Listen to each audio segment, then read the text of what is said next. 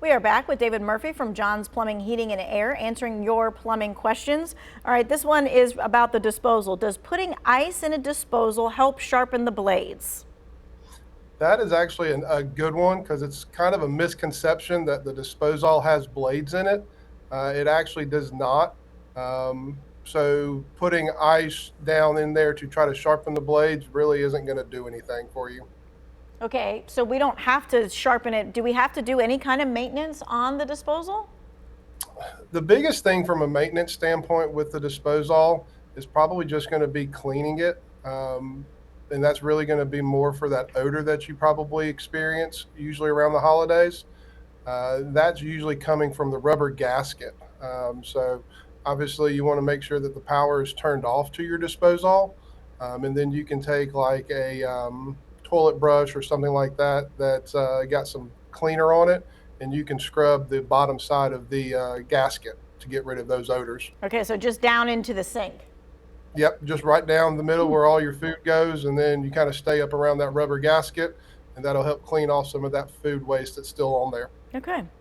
This person's asking, can spitting in your bathroom sink, like when you're brushing your teeth or when you're using shaving cream to shave, will that clog up your bathroom sink? It's not going to clog it up immediately. What you probably are experiencing there is going to be a slow drain from months or years of buildup. And what's occurring is you've got the residue left over from your toothpaste or your shaving cream or even hair that are getting hung up on the pop up assembly. And so, what a lot of people don't do is run that water through the drain line to make sure that all that flushes down through the pop up assembly. Okay, so a pot of boiling water and just down the drain. Yeah, run hot water down through there. If that doesn't seem to clear up the slow drain, you can definitely try a small pot of boiling water to help kind of clear that gunk out of that pop up assembly. Okay. Is there a way to make a low flow toilet regular flow? Unfortunately, there's not. That's going to be from the manufacturer. And so when you purchased a low flow toilet, that's something that you're going to be stuck with. There's no way to increase the flow capacity of that toilet. Okay. This person wants to know about water heaters. What annual maintenance should be done on them and how often should they be replaced? So the water heaters typically are going to want to be flushed every year. That allows you to go through and get sediment and stuff out of the tank style heater. Um, and then the same thing with the tankless water heater. You want to go through, flush, and clean those heaters on an annual basis. As far as preventative work or looking at how long it's going to last, a lot of that's going to depend on some external factors, what type of water quality you have, as well as how much you're using it. Is there anything that we should know about our hot water heater when we're about to have all these people come and visit? You know, if you've kind of noticed that your showers aren't staying as hot as you are used to having it, that may be indicative of a problem. So you may want to have somebody come check, whether it be the thermostat or possibly a heating element. With guests being in town, obviously you're going to see an increase in usage for those water heaters, and definitely want to make sure that they're working at optimal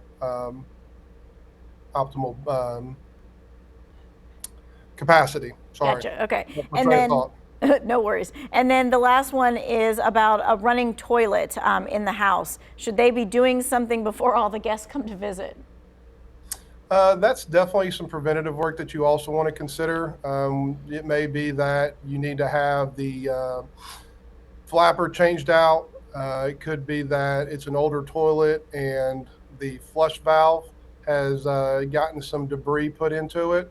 So definitely, if you're experiencing water running or trickling through the toilet, definitely something that you may want to go ahead and consider getting it looked at, getting it serviced.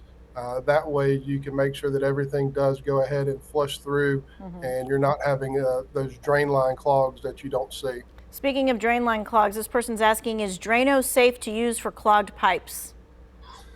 As a plumbing company, we're not really going to recommend that because of the chemicals that are in there. Obviously, the the cleaners can work, but it also can just prolong or keep you from really experiencing the actual problem. It's just going to move it further down, and you think it's cleared, but in all actuality, it's probably not going to be.